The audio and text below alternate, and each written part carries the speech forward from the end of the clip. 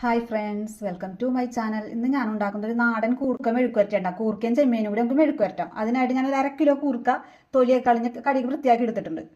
കൂർക്ക നമുക്ക് വേവിക്കാനായിട്ട് ഇടാം.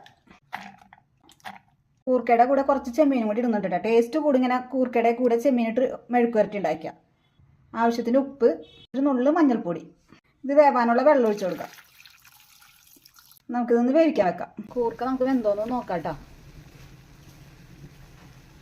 ഒന്നും കൂടി ഒന്ന് വേവാണ്ട് ഒന്നുകൂടി വേവട്ടെ. അപ്പോഴേക്കും വെള്ളവും പറ്റി വരും.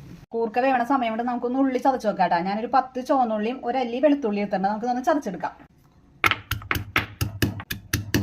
കൂർക്ക നല്ലോണം വെന്തറിട്ട് വെള്ളമൊക്കെ പറ്റി നല്ല നാടൻ കൂർക്കണം. അതുകൊണ്ട് നല്ല സോഫ്റ്റ് ആയിട്ട് വെന്ത് കിട്ടിയിട്ടുണ്ട്, ഉടഞ്ഞിട്ട്. നമുക്കിനി മെഴുക്കുവരട്ടി ഉണ്ടാക്കാൻ ചീഞ്ചട്ടി വെക്കാം. ചട്ടി ചൂടായിട്ട് വെളിച്ചെണ്ണ ഒഴിച്ചു കൊടുക്കാം.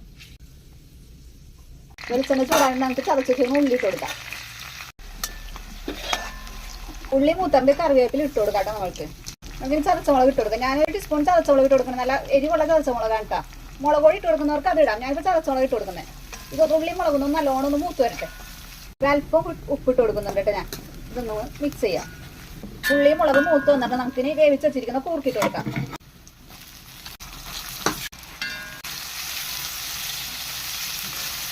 നമുക്ക് കൂർക്ക ഉള്ളി മുളകും എല്ലാം കൂടി ഒന്ന് മിക്സ് ചെയ്ത് കൊടുക്കാം കേട്ടോ. 2 മിനിറ്റ് ഇങ്ങനെ ഇരിക്കട്ടെ, എരിവും ഉപ്പൊക്കെ ഒന്ന് പിടിക്കാൻ വേണ്ടി. ഒന്ന് ട്രൈ ചെയ്ത് നോക്കണം കേട്ടോ. Okay, by.